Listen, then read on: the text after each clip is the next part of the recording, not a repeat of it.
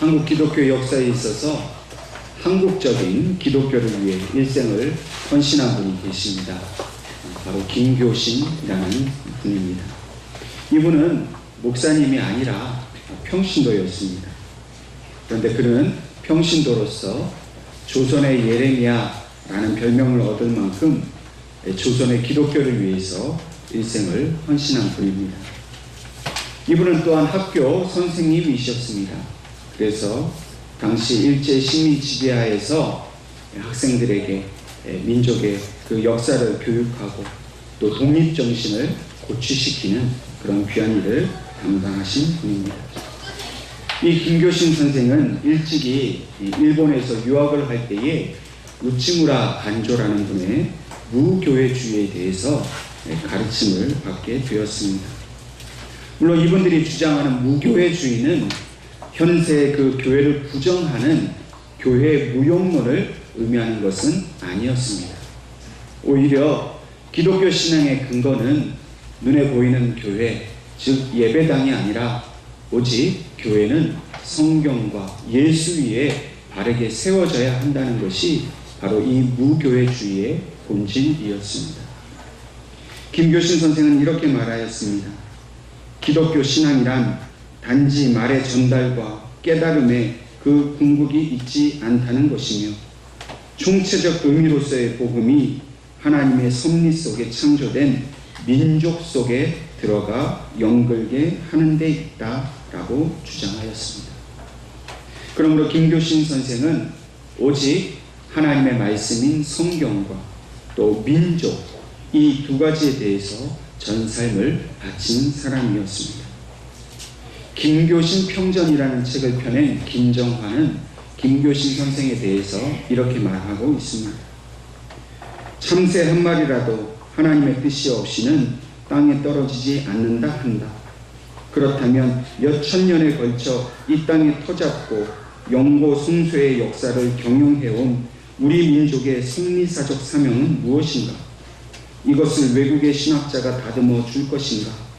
또 외국의 역사가가 알려줄 것인가? 그게 아니다라고 외친 사람이 바로 김교신이었다. 이러한 이유로 인해서 김교신 선생은 성서조선이라는 잡지책을 발간하게 되었습니다. 그리고 그 창간후에서 이와 같은 서문을 썼습니다. 사랑하는 자에게 주고 싶은 것은 한두 가지에 그치지 않는다. 하늘의 별이라도 따주고 싶으나 인력에는 스스로 한계가 있다. 혹자는 음악을 조선해 주며 혹자는 문학을 주며 혹자는 예술을 주어 조선의 꽃을 피우며 옷을 입히며 관을 씌울 것이나 오직 우리는 조선의 성서를 주어 그 골자를 세우며 그 혈액을 만들고자 한다. 같은 기독교도로서는 혹자는 기도 생활의 법렬의 경을 주창하며 혹자는 영적 체험의 신비세계를 역설하며 혹자는 신학 지식의 조직적 체계를 애지중지하나 우리는 성서를 배워 성서를 조선해 주고자 한다. 더 좋은 것을 조선해 주려는 이는 주라. 우리는 다만 성서를 주고자 미력을 다하는 자이다. 그러므로 성서를 조선해. 그러므로 조선을 성서 위에. 김교신 선생은 오직 하나님 말씀으로만 이 나라 백성이 그 무지와 가난에서 벗어날 수 있음을 알았습니다. 일제 식민 지배하에서 고통당하고 있는 이 민족을 살리고 하나님의 나라를 온전히 임하게 하는 일은 오직 하나님밖에 또 하나님의 말씀밖에 없다는 사실을 일생에 믿고 그것을 조선을 위해서 헌신하였습니다. 오늘 우리는 우리 민족 역사 중에서 동족끼리 있어서는 안 될 6.25 전쟁을 일어났던 것을 기념하는 날로 삼고 있습니다. 하나님의 뜻이라고 하기에는 우리 민족이 당한 고난과 고통이 너무나도 큰 전쟁이었습니다. 여전히 이 전쟁은 끝이 나지 않았고 또 지금도 여전히 저 북한 땅의 핵무기와 미사일로 인해서 큰 위협이 우리 가운데 둘러져 있습니다. 이런 시대적 상황 속에서 이 나라를 바로 세우고 이 나라를 하나님께서 지켜주시기를 바라는 우리가 오직 하나님 말씀에 집중할 수밖에 없음을 하나님 우리에게 말씀하고 있습니다. 이러한 시대 상황 속에서 오늘 저와 여러분이 과연 하나님께서 우리를 통해 무엇을 하기를 원하시는지를 함께 깨달을 수 있기를 바랍니다. 오늘 하나님께서 우리에게 주신 본문의 말씀은 다니엘이 자기의 민족을 위해서 하나님 앞에 간절히 기도하는 한 장면을 담고 있습니다. 다니엘은 선지자 예레미야가 그 책을 통해서 바벨론으로부터 하나님께서 이스라엘 백성을 70년 만에 다시 회복시킬 것을 그가 알게 되었습니다. 그 말씀이 오늘 함께 읽은 다니엘서 9장 2절에 기록되어 있습니다. 제가 읽겠습니다. 곧 그 통치 원년에 나 다니엘이 책을 통해 여호와께서 말씀으로 선지자 예레미야에게 알려주신 그 연수를 깨달았나니 곧 예루살렘의 황폐함이 70년 만에 그치리라 하신 것이라 라고 말하고 있습니다. 이것을 깨달은 이 다니엘은 9장 3절에 계속해서 하나님 앞에 금식하고 베옷을 입고 또 죄를 뒤집어 쓰면서 이 이스라엘 백성이 하나님 앞에 온전히 회복되기를 간절히 기도하고 있습니다. 이때가 이스라엘이 멸망한 지 약 67년이 지난 때입니다. 오늘 하나님께서는 오늘 우리에게 다니엘의 기도를 가르쳐 주고 있습니다. 다니엘은 하나님 앞에 단지 이 민족을 회복해 주시기를 기도했을 뿐만 아니라 오직 민족의 죄를 용서해 달라고 먼저 하나님 앞에 간절한 마음으로 그가 기도하고 있습니다. 함께 읽은 본문 9장 3절부터 15절까지는 이러한 다니엘의 그 회개의 기도가 절절히 하나님 앞에 드려지고 있습니다. 다니엘은 하나님 앞에 이 이스라엘 백성이 범죄한 이유가 무엇인지를 알고 있었습니다. 그들이 징벌을 받게 된 이유가 무엇이었습니까? 그것은 바로 하나님의 명령을 지키지 않았기 때문입니다. 이스라엘 백성이 하나님의 명령과 법도와 규례를 떠나서 범죄하며 악을 행하였습니다. 음란에 빠졌습니다. 우상을 숭배하면서 하나님을 외면하였습니다. 또한 여러 왕들과 또 나라를 다스리는 관리들과 조상들과 또 지금의 이 온 이스라엘 백성들이 하나님의 말씀을 전하는 선지자들의 이야기를 듣지 않았습니다. 하나님은 끝없이 선지자들을 보내어서 이 이스라엘 백성들의 죄를 고발하고 그들이 하나님 앞에 바로 나아올 수 있도록 항상 긍휼과 자비의 목소리를 들려주셨습니다. 그런데 이스라엘 백성은 어떻게 했습니까? 선지자를 오히려 핍박하고 그를 죽이고 그를 멸시하였습니다. 선지자를 멸시한 것이 아니라 그들은 하나님을 멸시하였습니다. 이러한 범죄함 가운데에 그들이 빠진 것은 바로 물질주의였습니다. 또한 그들의 그 육신의 그 쾌락을 위한 그런 자기 중심적인 생활에 빠졌습니다. 그들은 더 이상 하나님을 원하지 않았습니다. 하나님의 말씀을 지키는 것을 고통으로 알고 부담으로 여겼습니다. 하나님께로부터 자유로워서 자기들을 뜻대로 살면 행복할 줄 알았습니다.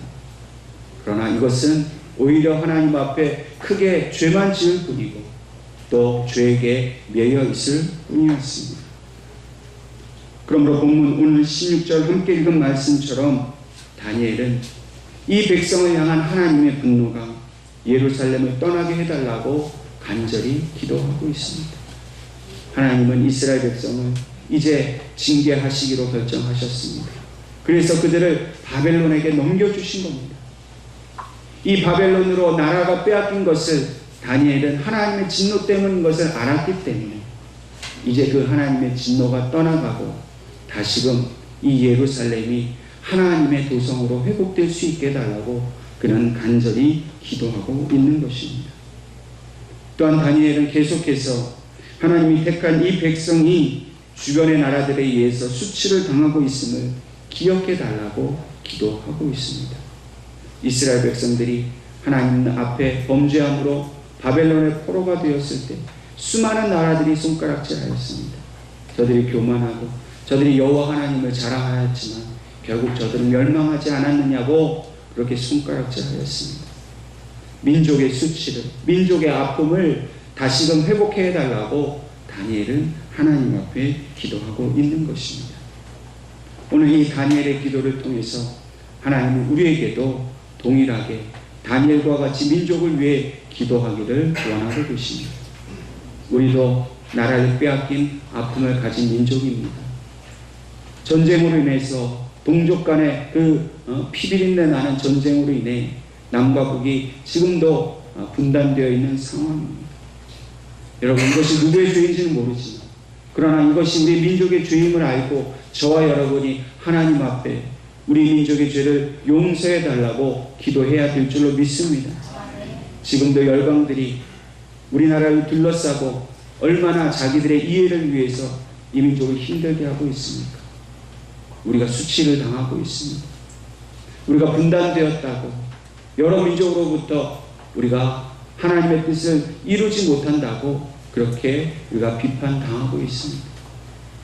오늘 우리가 나라를 위해서 정말로 기도해야 될 것은 이 나라를 하나로 만드시고 이 나라를 회복시키실 그 하나님을 통해서 하나님의 영광이 우리나라를 통해 나타나게 해달라고 저와 여러분이 기도해야 될 줄로 믿습니다. 계속해서 다니엘은 17절 말씀을 통해서 구체적으로 이 나라에 일어나야 할 하나님의 일을 위해서 기도하고 있습니다. 그것은 바로 주의 얼굴을 황폐한 성소에 비추어 달라는 기도였습니다. 이스라엘 백성의 범죄로 말미암아 가장 큰 문제는 하나님을 예배하는 그 성소가 황폐되었다는 것입니다. 제단이 무너지게 되었습니다. 폐허가 되었고 아무도 돌보지 않고 아무도 찾아오지 않는 그러한 곳이 되어버렸습니다.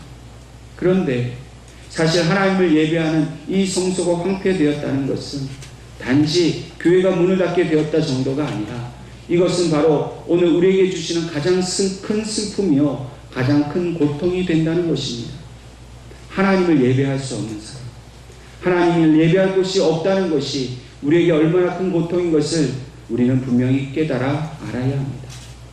세상 사람들은 하나님을 예배하지 않는 것이 자유고 그들의 마음이고 편한 것이라고 생각합니다. 오히려 우리에게는 예배하는 것이 고통이라고 생각합니다. 그것은 참으로 잘못된 생각입니다. 하나님의 백성은 하나님 앞에 예배할 때 가장 복된 존재가 됨을 믿으시기를 바랍니다. 만약 우리 예언교회가 무너져서 우리가 예배할 수 없다고 생각을 해보십시오. 우리가 어디 가서 예배를 하겠습니까? 그 예배를 드리지 못하는 그 마음의 고통, 우리의 영혼의 고통이 얼마나 크겠습니까? 그렇기 때문에 하나님께서는 이 민족을 지켜주시고 우리 예언교회를 지켜주신 줄을 믿습니다. 그래서 다시는 이 땅에 황폐함이 없고 하나님을 온전히 예배할 수 있는 그 장소를 날마다 우리에게 제공해 주시고 이곳에서 우리의 예배를 늘 기쁨으로 받아주시는 줄로 믿으시기를 바랍니다. 하나님의 이런 거룩한 성소가 황폐하게 된 이 모습을 본 다니엘의 그 마음속에는 이 황폐된 성소가 왜 이렇게 되었는지 그 이유를 분명히 우리는 깨닫게 하고 있습니다. 이사야 선지자는 구체적으로 이렇게 기록하고 있습니다. 이사야 59장 1절과 2절 말씀에 여호와의 손이 짧아 구원하지 못하심도 아니요 귀가 둔하여 듣지 못하심도 아니라 오직 너희 죄악이 너희와 너희 하나님 사이를 갈라놓았고 너희 죄가 그의 얼굴을 가리어서 너희에게서 듣지 않으시게 함이니라. 여러분, 우리가 당하는 고통은 하나님이 손이 짧아서 우리를 구원하지 못해서 생긴 일이 아닙니다. 하나님께서 귀가 둔하여서 우리 민족의 그 고통의 소리를 듣지 못하심이 아닙니다. 하나님과 우리 사이에 갈라지게 된 것은 오직 우리의 죄 때문입니다. 하나님은 결코 우리를 내버리시려고 하지 않으셨습니다. 늘 사랑으로 품기를 원하셨습니다. 긍휼과 자비를 이 백성에게 늘 보여주셨습니다. 그런데 우리가 범죄하였기 때문에 하나님도 어찌할 수 없이 우리를 죄악 가운데 두실 수밖에 없었습니다. 이 모든 원인이 우리에게 있었다는 것을 우리는 분명히 깨달아 알아야 할 것입니다. 동방의 예루살렘이라고 불렸던 평양이 붉은 사상으로 폐허가 되었습니다. 전쟁이 일어난 지 올해가 67년입니다. 앞서 말씀드린 대로 다니엘이 이것을 깨닫고 하나님 앞에 민족의 회복을 위해서 기도한 때도 포로된 지 67년이었습니다. 오늘 하나님께서 이 시대에, 이 시점에서 우리에게 다니엘의 기도를 알려주신 이유, 저와 여러분이 다니엘의 기도로 민족을 위해서 애통하며 기도해야 할 사명이 우리에게 있음을 분명히 말씀하시기 때문입니다. 북한 땅을 위해서 우리가 기도하는 것은 단지 그들의 어려움을 해결해 달라는 정도가 아닙니다. 우리가 가장 먼저 우선적으로 기도해야 될 것은 바로 북한 땅에 무너진 그 재단이 회복되게 해달라는 기도여야 한다는 것입니다. 그럼 평양은 어떤 곳이었습니까? 이 땅에 회개와 기도의 부흥운동이 시작된 곳입니다. 성령의 불과 같은 역사가 일어난 근원지가 되는 곳이 바로 평양이었습니다. 1903년 원산에서 회개의 기도가 시작되었습니다. 그리고 불길이 일어나기 시작하더니 1907년 평양에서 그 불길은 절정으로 이루어졌습니다. 1907년 장대현 교회에서 시작된 한 부흥 집회에서 하디 선교사님이 말씀을 전하게 되었습니다. 근데 그 말씀을 듣고 있던 중에 길선주라는 목사님이 그 말씀을 듣고 자기 심령에 하나님의 그 불길이 일어나게 되었습니다. 자신의 죄가 그 불길 일듯이 그 안에서 일어나게 되었습니다. 이 길선주 목사님이 자기 친구가 죽을 때에 그 친구의 아내에게 주라고 돈을 맡긴 것이 있었습니다. 근데 이 길선주 목사님이 그 돈을 그만 착복하고 말았습니다. 하재 선교사님의 말씀을 듣는 중에 하나님께서는 이 길 목사님에게 그때의 죄를 생각나게 하셨습니다. 그 죄를 깨닫고서 이 길선주 목사님은 견딜 수가 없었습니다. 하나님 앞에 범죄하고 백성 앞에 범죄한 것이 너무나 부끄럽고 너무나 괴로워서, 그래서 그의 그 부끄러움을 씻고자 그는 감히 강대상 앞에 나와서 사람들 앞에 자기의 죄를 고백했습니다. 나는 도둑놈입니다. 나는 내 친구의 것을 빼앗은 아주 큰 죄인입니다. 그가 통곡을 하고 애통을 하며 회개할 때에 그 자리에 모였던 모든 사람들이 함께 회개하기 시작했습니다. 선교사님의 회개가 끝나자 또 한 사람이 나와서 자기의 죄를 고백합니다. 울며 불며 자기의 죄를 회개하고 또 한 사람이 나와 회개하고, 그래서 그때에 모였던 그 집회에 참석한 모든 분이 한 사람씩 나와서 자기 죄를 고백하다 보니 밤이 새어졌습니다. 그 다음날 아침이 되어도 그 회개의 불길이 꺼지지 않습니다. 이 소식이 순식간에 전국으로 흩어졌습니다. 전국에 있던 사람들이 평양 땅에 하나님께서 부흥의 불길을 붙여주셨고 회개의 역사가 일어났다고 사람들이 평양으로 모여들기 시작했습니다. 그래서 그 평양에서 모여든 사람들이 그 회개하는 기도 소리가 얼마나 컸든지 그 기도 소리가 전국에 다 퍼져나가고 온 조선 땅에 그것이 알려지게 되었습니다. 이랬던 그 평양 땅이 오늘날 독재의 땅으로 변했습니다. 하나님의 형상을 따라 지음받은 그 인간의 본성이 완전히 무너져버린 그런 땅으로 변했습니다. 하나님을 예배하지 않고 독재자를 우상화하는 그런 땅으로 변해버렸습니다. 또한 남한의 교회는 어떻습니까? 하나님이 은혜 주셔서 경제의 부흥도 이루게 하셨고 교회도 성장하게 하셨는데 이제는 교회가 세속화에 빠져서 물질의 그 풍요로움을 따라가서 점점 더 영적인 빛을 잃어가고 있습니다. 사람들은 자기의 가진 것을 자랑하기 시작했고 좁고 험한 그 가시밭길을 가기보다는 넓고 편안한 길로 찾아가고 있습니다.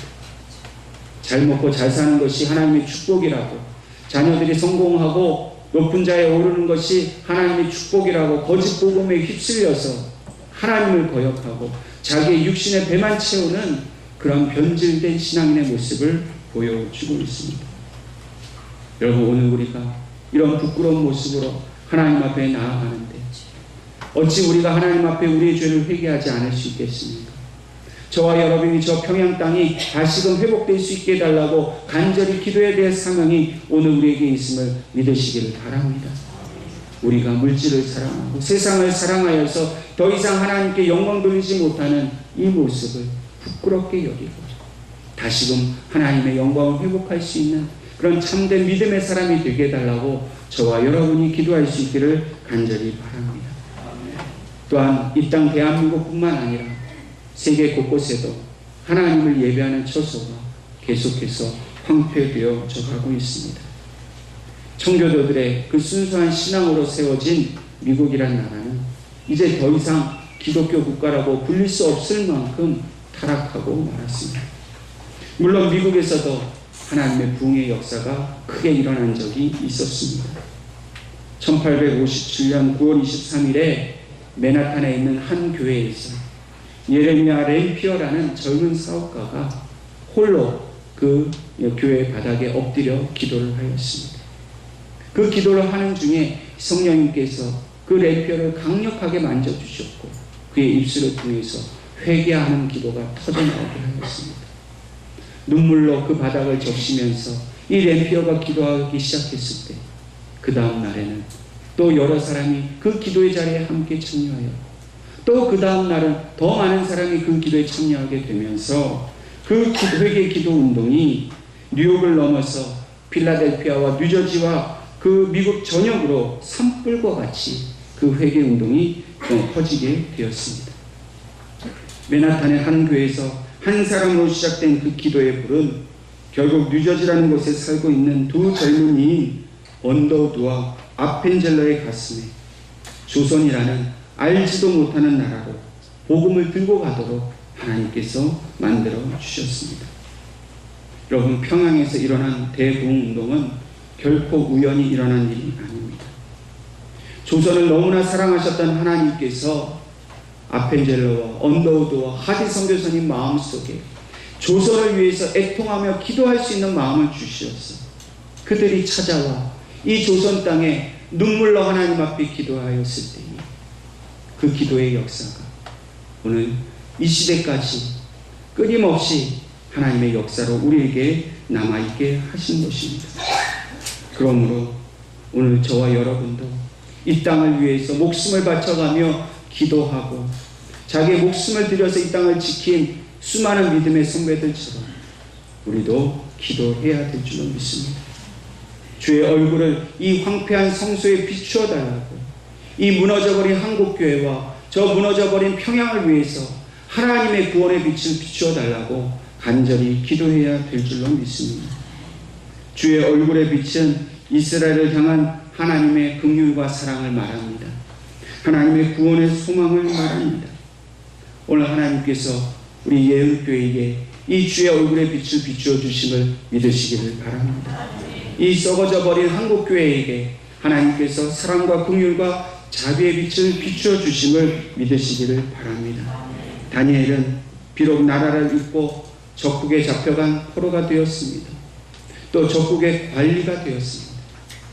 여러분, 그가 그 바벨론의 관리가 되었을 때 자기의 육실의 안일함만 생각했다라면 다시는 자기 입으로 이스라엘의 이름을 말하지 않을 수도 있었습니다. 옛날 일제시대에 일본의 앞잡이가 되었던 수많은 사람들이 오히려 자기는 황국 시민이라고 일본 사람이라고 그렇게 자기의 유익을 위해 살지 않았습니다.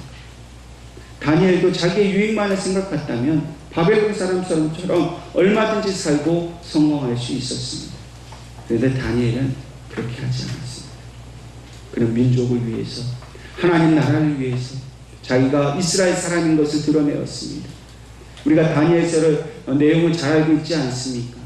그가 하나님만을 경배하고 민족을 위해서 기도할 때에 그는 수많은 죽음의 위험을 겪었습니다. 그런데 그때마다 하나님이 다니엘을 살려주셨습니다. 세워주셨습니다.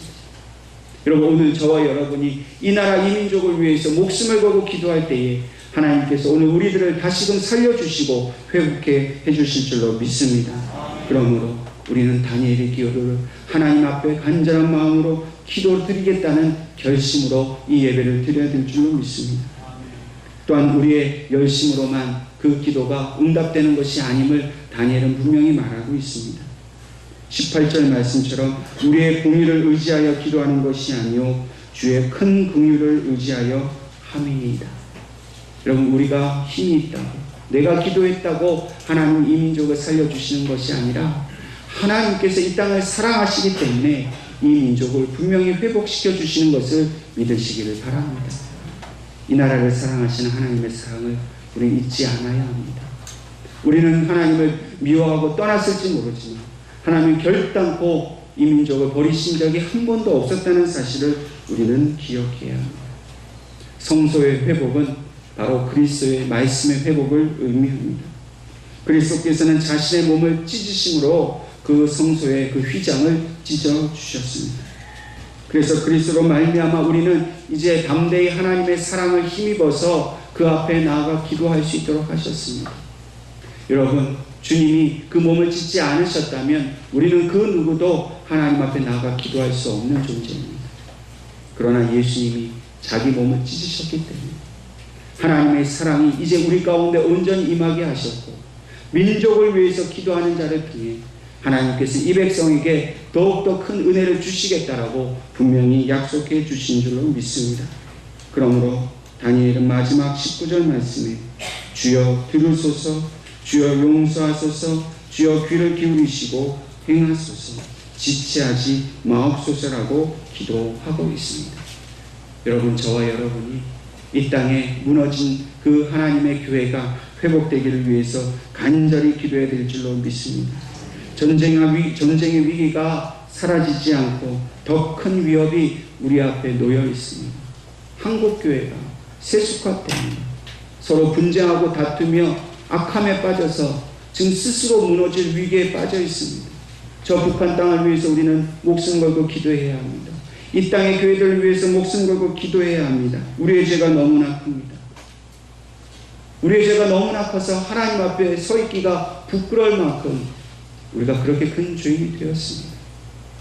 저와 여러분이 다니엘처럼 민족을 살려달라고, 이 땅의 교회들을 살려달라고 하나님 앞에 기도하는 것, 그것을 하나님은 너무나도 오늘 우리에게 간절히 바라고 계심을 믿으시기를 바랍니다. 다시는 이 땅에 6.25 전쟁과 같은 아픔이 없어야 할 것입니다. 다시는 이 땅의 교회들이 썩어져서 하나님의 마음을 아프게 하는 일이 없어야 할 것입니다. 이 일을 위해서 오늘 우리 예언교회 성도들을 택하셨고, 다니엘처럼 기도하기를 원하시는 그 하나님 뜻 앞에 순종하며 날마다 기도하시는 저와 여러분이 될 수 있기를 주님의 이름으로 축원합니다.